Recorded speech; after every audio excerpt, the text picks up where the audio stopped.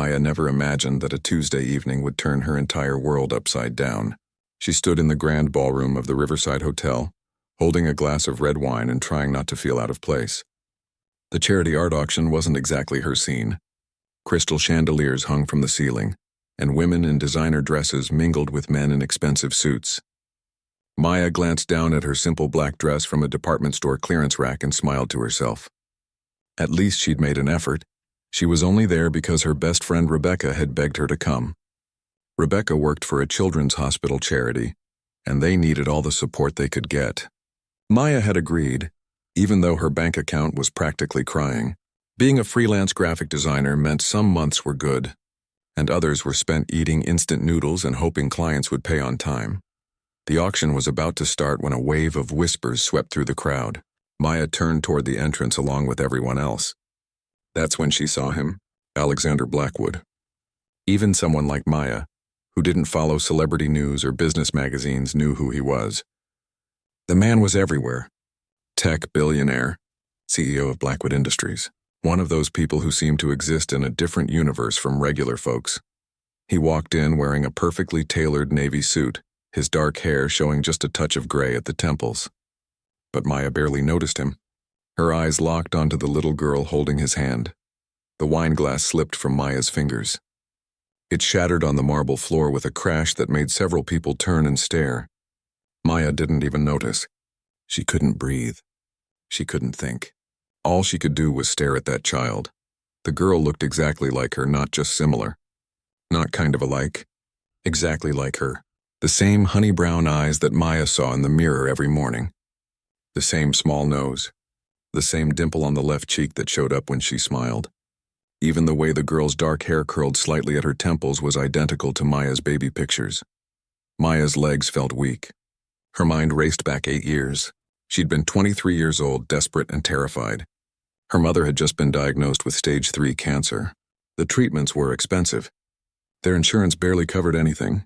Maya had been working 2 jobs and still couldn't make enough money. That's when she'd seen the advertisement. Egg donation. It paid well. Really well.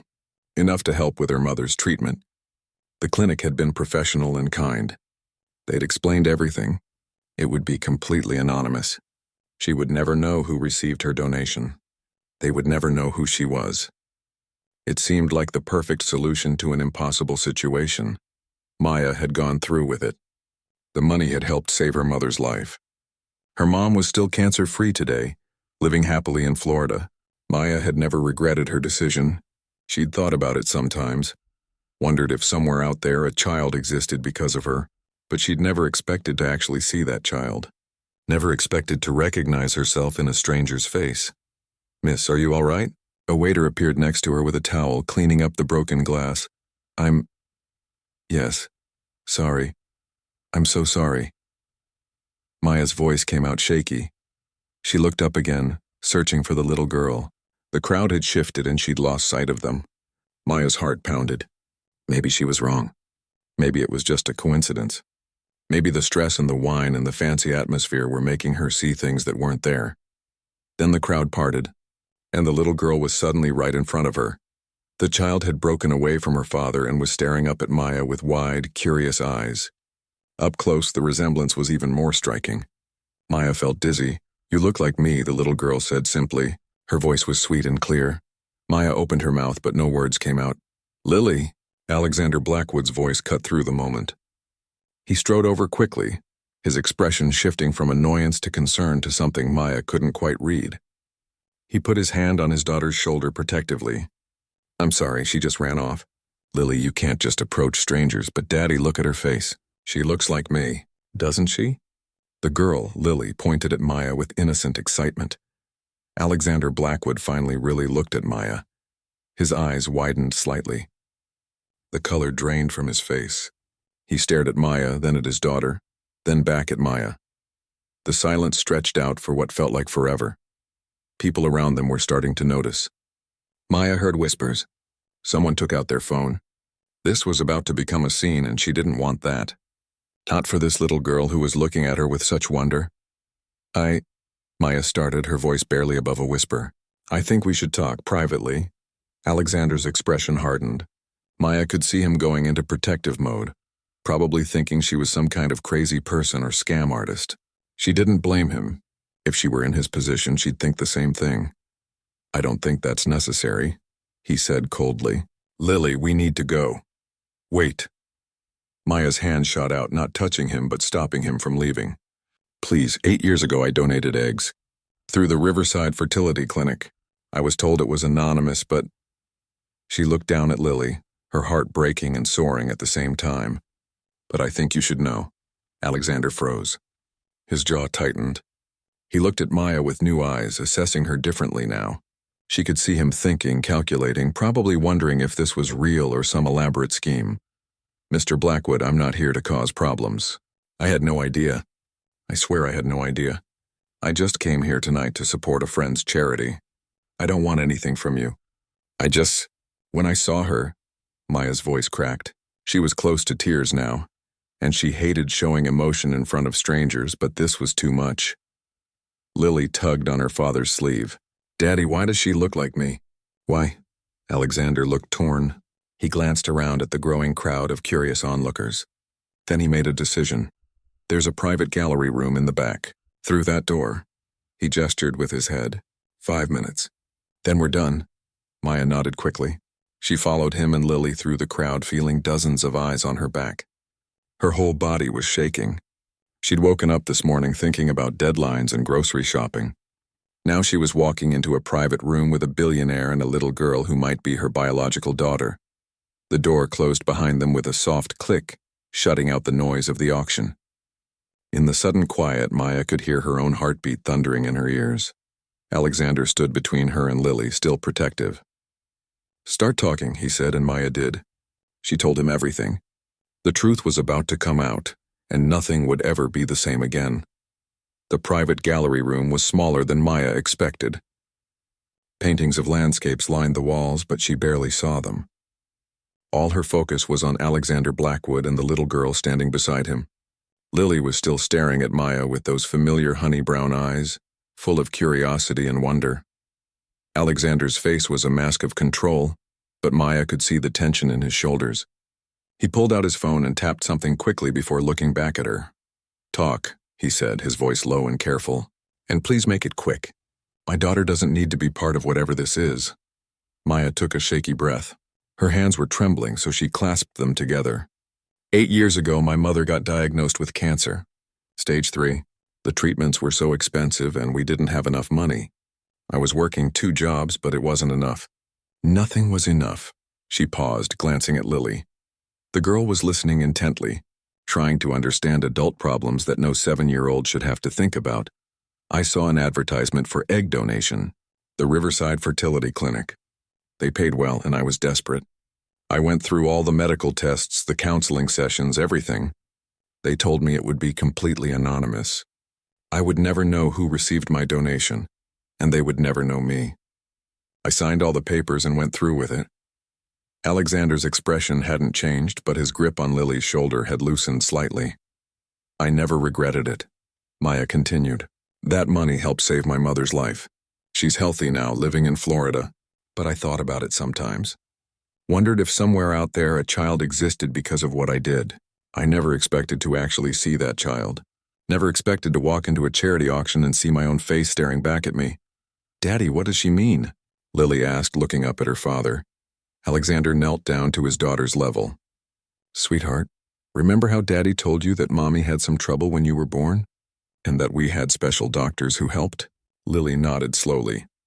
"This lady might have been one of those helpers. But we need to talk about grown-up things for a minute. Can you sit right there and draw?" He pulled out a small notebook and pen from his jacket pocket, something he apparently always carried for his daughter. Lily took them and settled into one of the velvet chairs. Though she kept glancing up at Maya every few seconds, Alexander stood back up, and when he looked at Maya again, his expression was different. Still guarded, but with something else mixed in. Confusion, maybe, or fear. "My wife and I tried for years to have a child," he said quietly. "Catherine." Her name was Catherine. "We went through every treatment imaginable. Nothing worked. The egg donation was our last hope. We were told the same thing you were. Complete anonymity. No contact ever. Maya's heart clenched at the pain in his voice. Catherine died when Lily was 2. Complications from an accident. It's been just me and Lily for 5 years now. He ran a hand through his hair, and for a moment he didn't look like a powerful billionaire. He just looked like a tired father. If this is some kind of scheme, if you're trying to use the resemblance to get money or access to my family, I need you to know that I will destroy you. I've dealt with people trying to exploit me for years, but if you go after my daughter, there's nowhere you can hide. The threat should have scared Maya. Instead, she felt a strange sense of respect. He was protecting his child. She understood that completely. I don't want your money, Maya said firmly. I didn't even know you'd be here tonight. I came because my friend Rebecca works for the Children's Hospital charity. She's been planning this event for months and begged me to come support it. Check with her if you want. Rebecca Chen. She's probably out there wondering where I disappeared to. Alexander studied her face for a long moment. Then he pulled out his phone again and made a call. James, I need you to verify something. There's a Rebecca Chen working for tonight's charity event. Find out if she knows someone named... He looked at Maya expectantly. Maya Chen. I'm Rebecca's cousin. He repeated the information into the phone and hung up. My assistant will confirm this in about 2 minutes. They stood in awkward silence. Maya could hear the muffled sounds of the auction starting in the main ballroom. Someone was bidding on a painting. Normal life was continuing out there while her entire world was shifting in here. Daddy, I finished my drawing, Lily announced. She held up the notebook. She'd drawn 3 stick figures. 1 tall, 1 medium, 1 small. They were all holding hands. That's you, and that's me, and that's the lady who looks like me. Alexander's phone buzzed. He read the message and his shoulders relaxed just slightly. Rebecca Chen confirms she invited her cousin Maya tonight. She says Maya's a graphic designer who's been struggling financially but is too proud to accept help. Maya felt her cheeks heat up. Rebecca worries too much. The clinic records, Alexander said suddenly. You said Riverside Fertility Clinic. Do you have any proof? Any documentation? On my phone. I kept everything. My mom told me I should, just in case there were ever any medical issues that needed to be tracked. Maya pulled out her phone with shaking hands. She opened her Files app and showed him the scanned documents. Consent forms, medical records, payment receipts, all dated 8 years ago. Alexander looked through them carefully. His face grew paler with each page. The dates match, he said quietly. The timeline matches exactly. I know this is crazy, Maya said. I know you have no reason to trust me. But look at her. She gestured toward Lily, who was now humming and working on another drawing. You can see it too, can't you? It's not just a slight resemblance. She looks exactly like my baby pictures. I have photos on my phone if you want to see. Alexander was quiet for a long moment. Then he said something Maya didn't expect. She has your laugh too. I didn't notice it at first, but when she ran up to you out there, she giggled. It sounded different than usual. It sounded like how you laughed when you apologized about the wine glass. Maya felt tears prick her eyes. She blinked them back quickly. There's only one way to know for sure, Alexander said. A DNA test. I'll have my lawyer arrange it through a reputable lab. Completely confidential. If it comes back negative, we part ways and never speak of this again. If it comes back positive... He trailed off, looking over at Lily. Then we figure out what happens next. Okay, Maya whispered. That's fair. I need your contact information. My assistant will reach out with the details. He was back to business mode now, probably because it was easier than dealing with emotions. Maya gave him her number and email. As she did, Lily hopped off the chair and walked over to them. Are you leaving? The little girl asked Maya. I have to, sweetie. But maybe I'll see you again soon. I hope so, Lily said with a bright smile that showed off that identical dimple. I like you. You have kind eyes. That's what Daddy always says about good people. They have kind eyes. Maya's heart broke and healed at the same time. She knelt down to Lily's level. You're a very special girl. Your daddy is lucky to have you. I'm lucky to have him too, Lily said seriously. Then she did something unexpected. She hugged Maya, just threw her small arms around Maya's neck and squeezed. Maya froze for a second, then carefully hugged her back. She could feel Alexander's eyes on them, could sense his worry and confusion. When Lily pulled back, she handed Maya the drawing with 3 stick figures. You can keep this, so you remember us. I could never forget you, Maya said truthfully. Alexander cleared his throat. We should get back.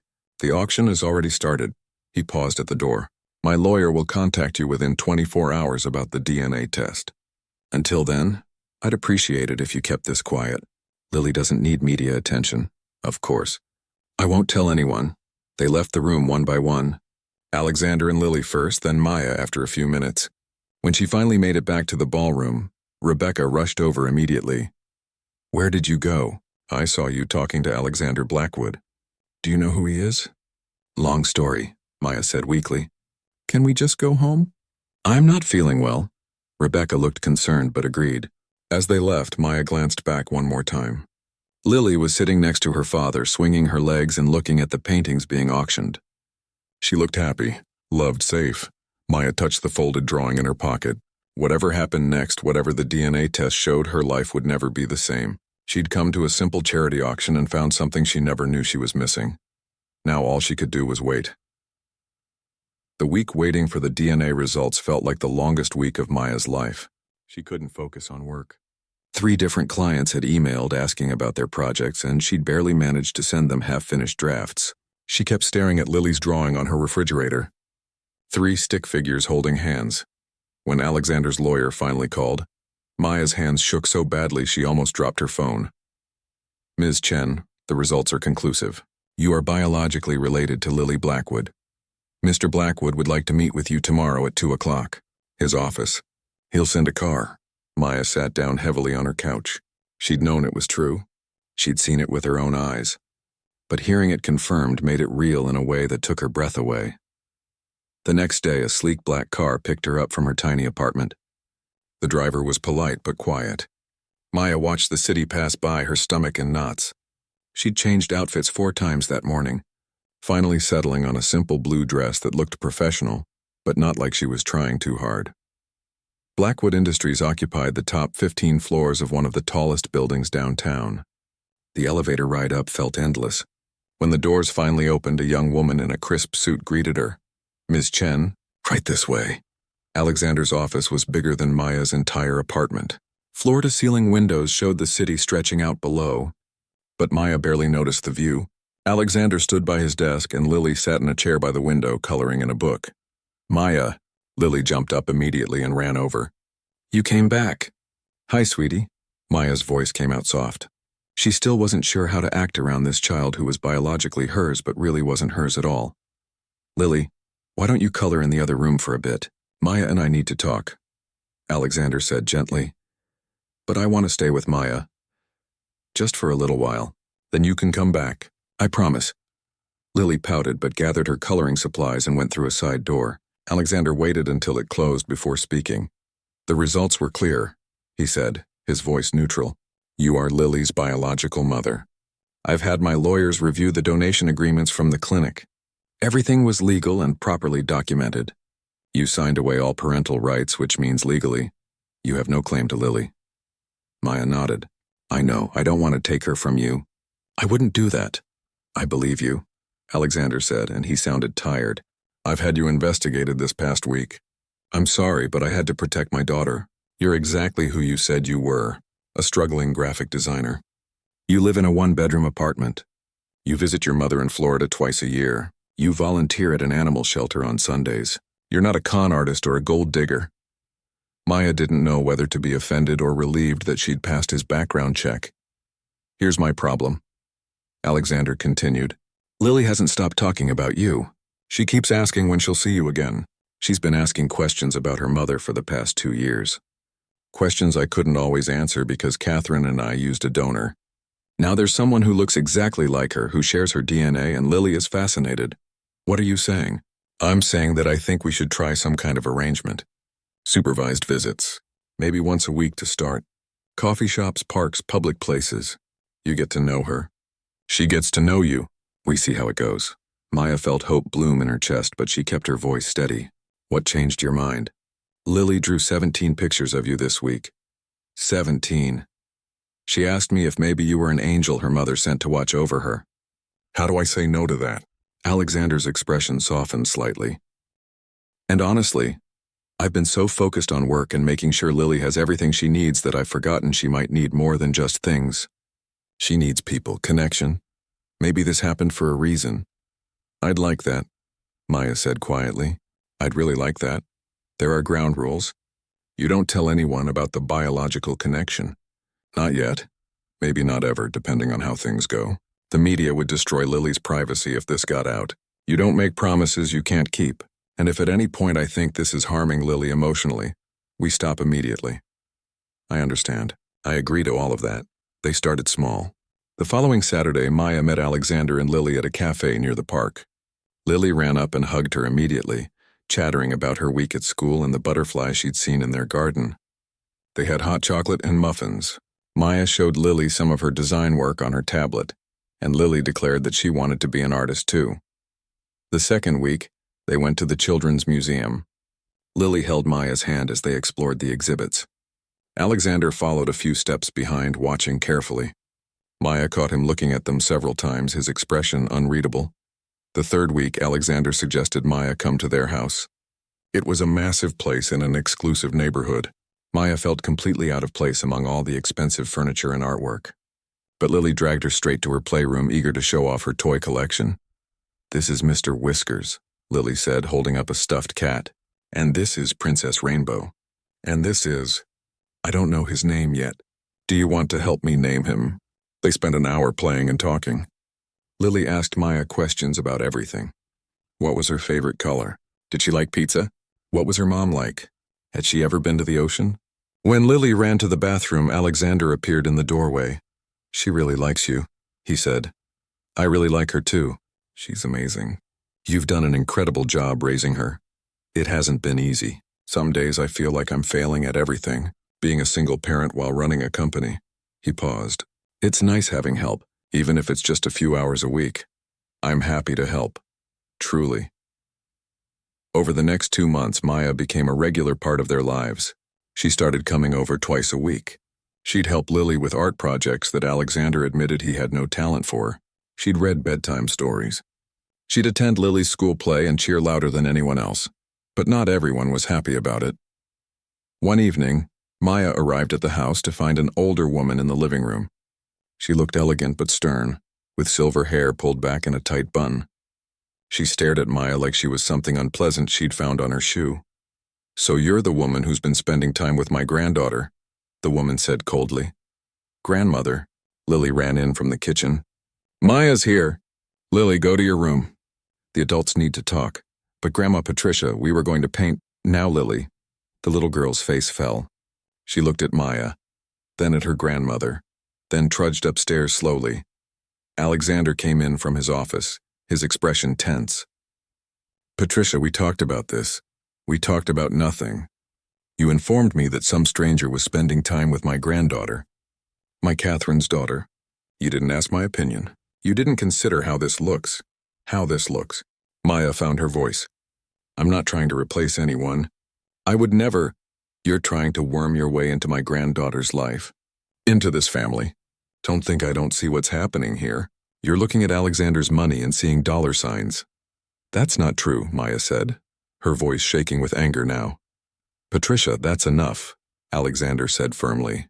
"Maya has been nothing but respectful. Lily is happy. That's what matters."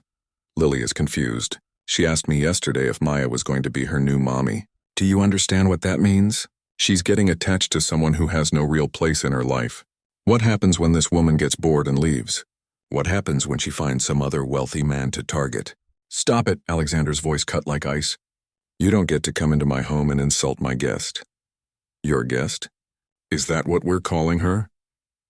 Patricia grabbed her purse. "I'm calling my lawyer. I won't stand by and watch you make decisions that hurt my granddaughter. Catherine would be ashamed of you." She stormed out, leaving a heavy silence behind her. Maya felt sick. "Maybe I should go. I don't want to cause problems between you and your family." "No." Alexander's jaw was set. "You're not the problem. Patricia is grieving. She has been for 5 years. She sees any change as a threat to Catherine's memory. But Lily is my daughter and I get to decide what's best for her. But what if she's right? What if I'm confusing Lily? Are you planning to leave?" "No, of course not."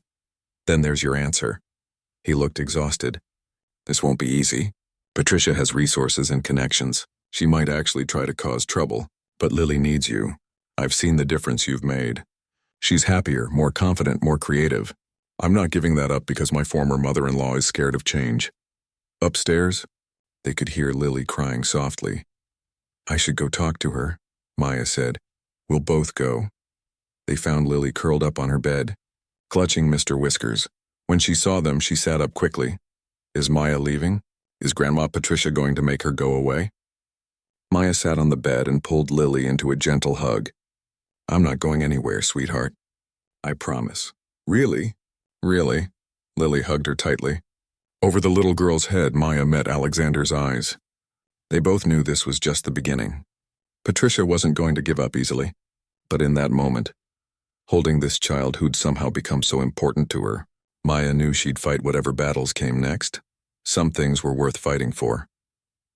3 months had passed since Patricia's angry visit, and Maya had expected lawyers or court papers or some kind of legal drama.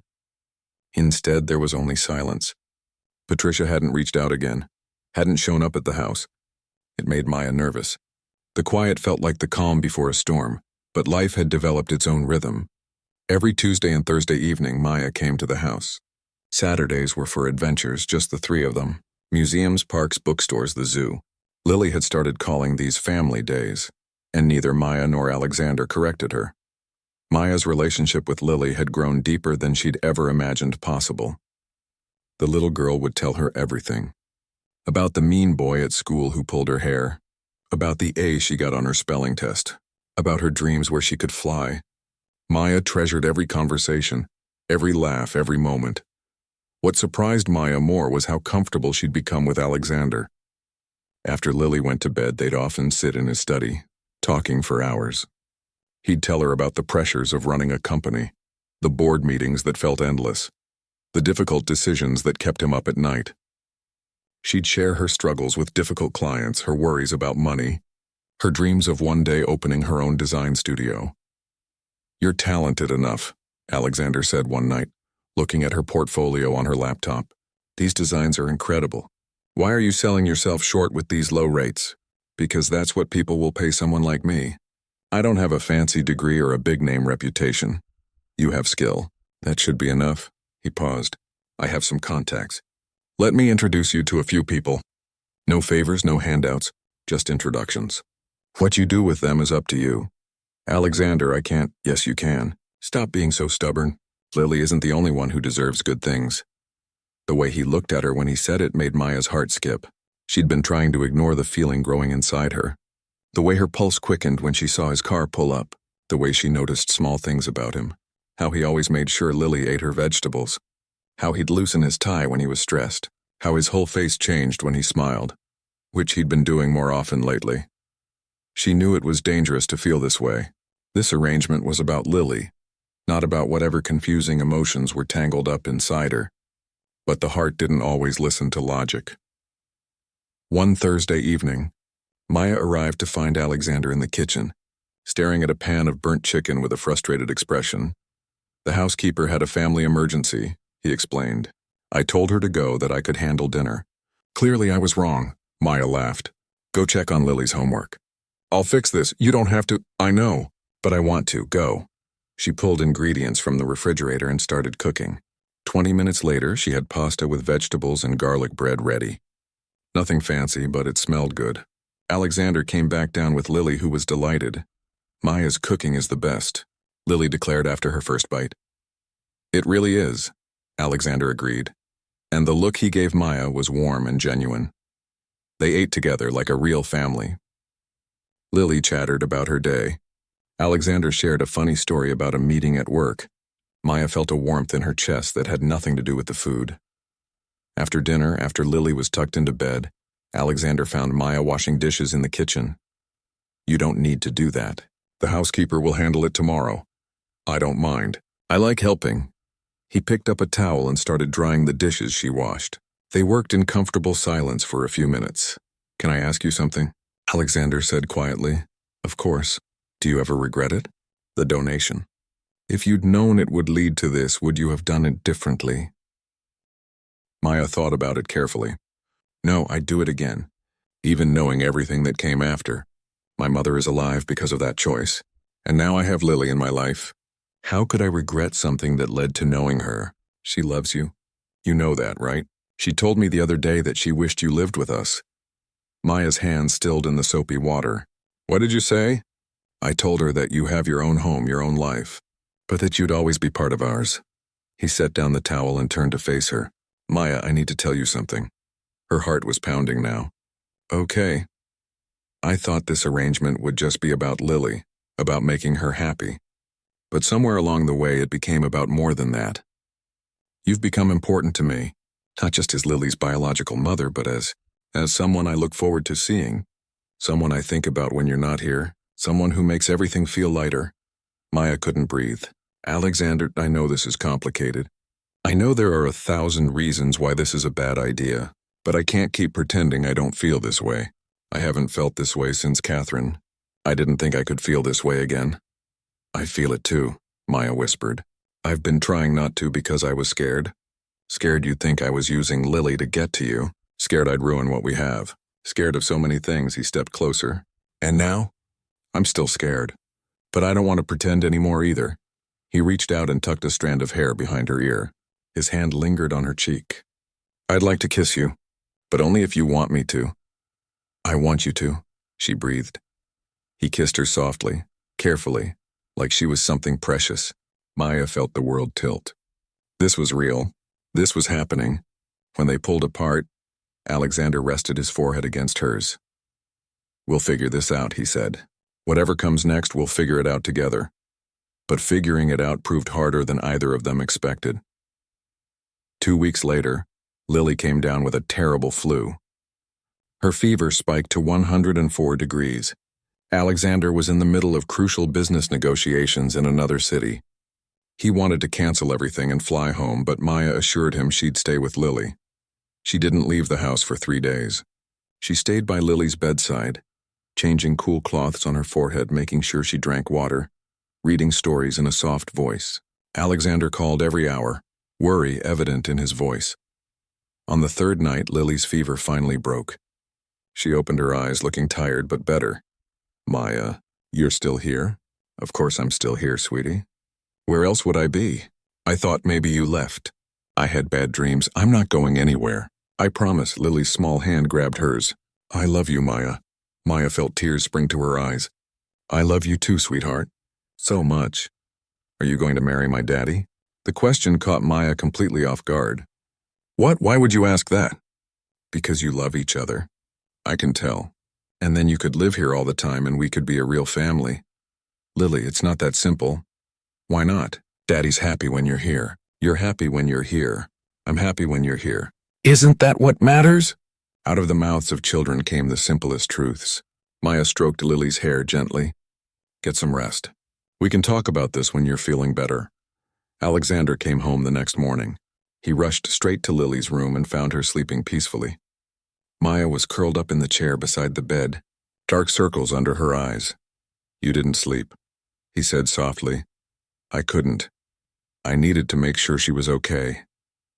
He pulled her to her feet gently and wrapped his arms around her. She collapsed against his chest, exhausted. They stood like that for a long moment, just holding each other. Thank you, he whispered. Thank you for taking care of her. Thank you for being here. There's nowhere else I'd rather be. He pulled back just enough to look at her face. His eyes searched hers. I'm falling in love with you, Maya. I think I have been for a while now.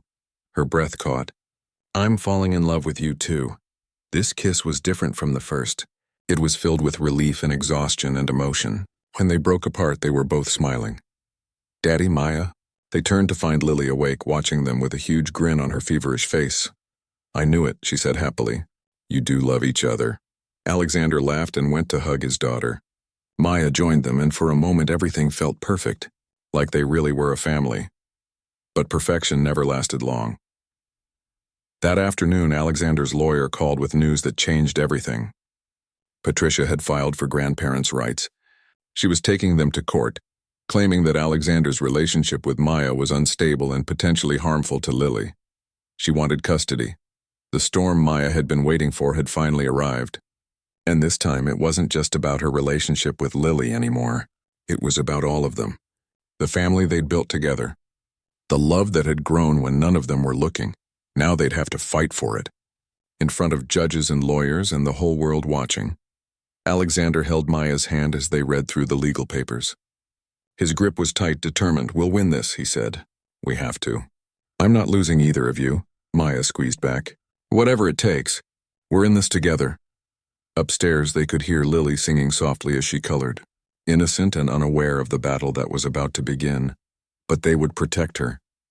No matter what it cost, the courthouse was intimidating. Maya had never been inside one before. The marble floors, the high ceilings, the serious faces of lawyers walking past in their expensive suits. She sat on a wooden bench outside the courtroom, her hands clasped so tightly her knuckles were white. Alexander sat beside her, looking calm on the outside, but she could see the tension in his jaw. His lawyer, a sharp woman named Victoria, was reviewing papers one last time. "Remember," Victoria said, "be honest. Don't let Patricia's lawyer provoke you. The judge will see through any games they try to play." Maya nodded, though her stomach was in knots. The past month had been a nightmare. Patricia's lawyers had dug into every aspect of their lives. They'd questioned Maya's financial stability, her background, even the egg donation itself.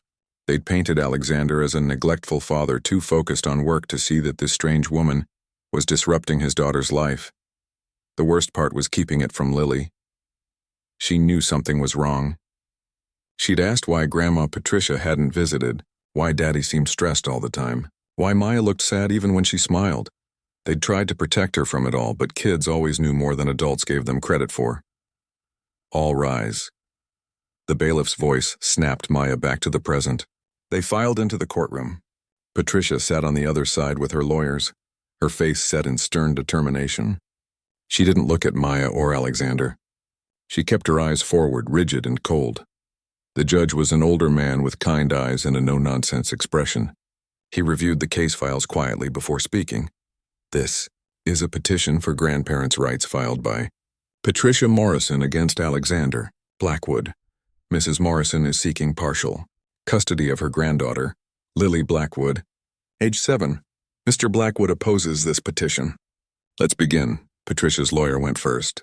He painted a picture of a grieving grandmother who'd lost her daughter and was now watching her granddaughter being influenced by an unstable situation. He talked about Maya like she was some kind of interloper, someone who'd forced her way into the family. "My client has been a constant presence in Lily's life since birth," the lawyer said. "She's concerned that this new relationship Mr. Blackwood has formed with Ms. Chen is confusing to the child. Lily has begun calling Ms. Chen a parental figure when she has no legal right to that role." Maya felt sick. Was that really how it looked from the outside? Like she was trying to steal someone else's family? Then it was Victoria's turn. She presented a different picture. She showed evidence of the egg donation, the DNA test results, the anonymous agreement that had been in place. She explained how the meeting had been completely accidental, how Maya had never sought them out. "Ms. Chen didn't come looking for this family," Victoria said firmly. "Fate brought them together. And since then, she's been nothing but respectful and loving toward Lily. She's helped with homework, attended school events, been present during illness. She's acted like exactly what she is, someone who cares deeply about this child's well-being." Patricia's lawyer objected several times, but Victoria held her ground. Then came the hardest part. The testimonies. Patricia went first. She talked about her daughter Catherine with tears in her eyes. How much Catherine had wanted to be a mother. How hard she'd fought to have Lily. How heartbroken she'd been that some anonymous donor had to help make it possible. "My daughter would be devastated to see this woman taking her place," Patricia said, her voice breaking. "Lily is all I have left of Catherine, and I'm watching her bond with a stranger while my daughter's memory fades away." Maya felt tears on her own cheeks. She understood Patricia's pain now. This wasn't really about her or Alexander. It was about a mother who'd lost her daughter and was terrified of losing the only piece of her she had left. Alexander took the stand next. He spoke calmly and clearly.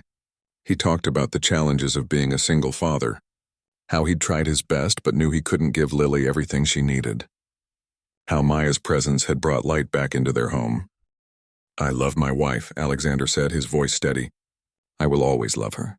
But she's gone, and I have to think about what's best for Lily now, not what's most comfortable for the adults in her life. Maya has been incredible.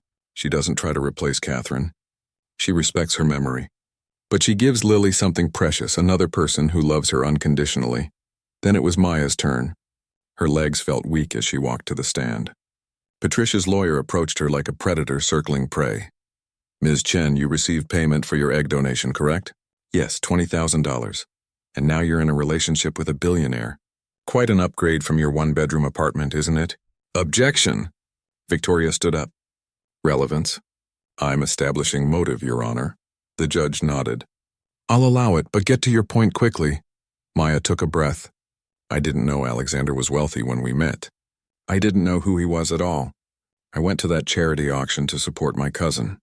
I saw Lily and I saw my own face looking back at me. That's all. I'm not with Alexander for his money. I'm with him because I love him, and I love Lily. You love a child you have no legal claim to? Biology doesn't determine love, Maya said, finding her strength. I didn't carry Lily, I didn't raise her. But she's still a part of me and I'm a part of her. Not because of DNA, but because of the bond we've built. Because of the time we've spent together. Because she's an amazing little girl who deserves all the love the world can give her. Your Honor, Patricia's lawyer said, this woman has no parental rights. She's essentially a stranger who shares some genetic material with the child. Allowing her to play house with Mr. Blackwood is confusing to Lily and disrespectful to the memory of the child's real mother. I'm not trying to replace anyone. Maya's voice rose, emotional now. Catherine will always be Lily's mother, always. I would never try to take that away. But there's room in a child's life for more than one person to love them. Lily knows about Catherine. Alexander makes sure she knows. We have pictures of her around the house. We talk about her. I'm not erasing her memory. I'm just trying to be someone good in Lily's life. Someone who cares. Is that really so wrong? The courtroom was silent. Even Patricia's lawyer seemed to pause. Then the judge spoke. I'd like to hear from Lily. Everyone tensed. Victoria had argued against bringing Lily to court, worried it would traumatize her. But the judge had the final say. She's in the waiting room with a court-appointed guardian, he said. Bring her in, please.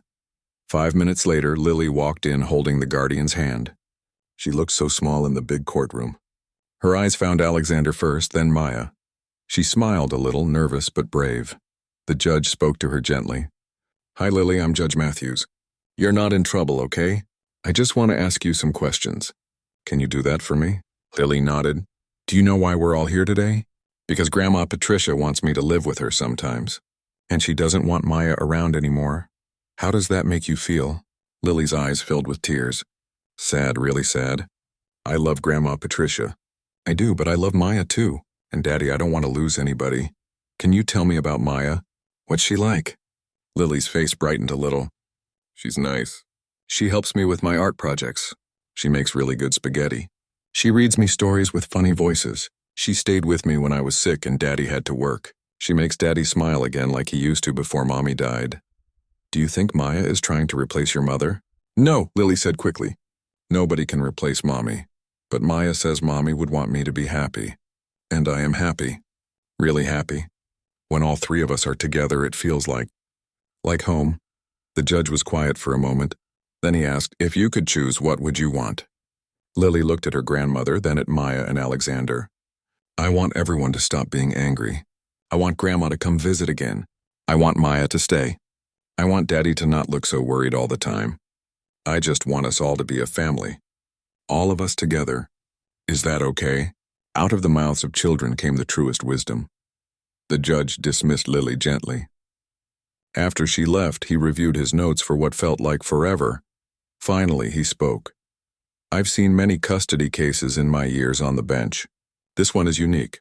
Mrs. Morrison, I understand your pain. Losing a child is unimaginable, and I don't take your feelings lightly. However, I must rule based on what's best for Lily, not what's most comfortable for the adults. He looked at Alexander and Maya. Mr. Blackwood, you've proven yourself to be a devoted father. Miss Chen, you've acted with integrity and respect throughout this process. The relationship you've built with Lily appears to be healthy and loving. I see no evidence that it's harmful to the child. In fact, Lily seems to be thriving. Patricia's face fell. Therefore, I'm denying the petition for grandparents' rights. Mr. Blackwood retains full custody. However, he looked at Patricia. I strongly encourage you to rebuild your relationship with your granddaughter. The court cannot force that, but I hope you'll consider it. Children benefit from having loving adults in their lives. All of them. It was over. They'd won. Maya felt Alexander grab her hand and squeeze tight. Victoria smiled. Across the room, Patricia stood up slowly and walked out without a word.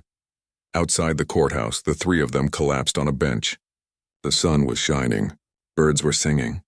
The world felt new. Is it really over? Maya asked. It's really over, Alexander confirmed. 2 weeks later, Patricia called. She asked if she could visit Lily. Alexander agreed, with Maya present. It was awkward at first, but when Lily ran to hug her grandmother, Patricia's cold exterior cracked. I'm sorry, Patricia said quietly to Maya later that day. I was wrong. I was so focused on holding on to Catherine that I couldn't see what was right in front of me. Lily is happy. That's what Catherine would have wanted. That's what I should want too. You're always welcome here, Maya said sincerely. Lily needs her grandmother. Patricia's eyes filled with tears. Thank you. 6 months after that, on a perfect spring evening, Alexander proposed to Maya at the same charity auction where they'd first met. Lily was in on the plan, giggling with excitement as her father got down on one knee. Maya Chen, you came into our lives like a miracle. You've made us whole again. Will you marry me? Yes, Maya whispered through happy tears. Yes, 1,000 times yes. The wedding was small and intimate. Lily was the flower girl, wearing a necklace that had belonged to Catherine, a gift from Patricia, a symbol of acceptance and blessing. They exchanged vows under the trees in Alexander's garden, surrounded by people who loved them. Maya never replaced Catherine in anyone's heart. Catherine would always be Lily's first mother, the woman who'd wanted her so desperately. But Maya carved out her own space in their family, not as a replacement but as something new and equally precious. They became a blended family in the truest sense, built on love, choice, and the understanding that sometimes the best families are the ones we create, not just the ones we're born into. And it all started with a chance encounter at a charity auction. A little girl who looked like a stranger, and the courage to believe that love could grow in the most unexpected places.